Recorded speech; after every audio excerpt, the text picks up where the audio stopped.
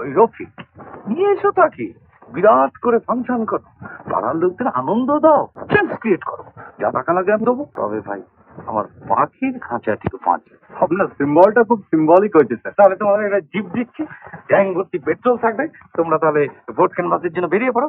আর আপাতত খরচের জন্য তোমাদের 500 টাকা দিচ্ছি। দেখবেন এই পুরো পাড়াটাকে আপনার ওই পাখির খাঁচায় পুরে তবে ছাড়বো। সব কাজ পিসফুলি করতে হবে, মানে হিংসার পথে কিছু করবে না, নন ভায়োলেন্স।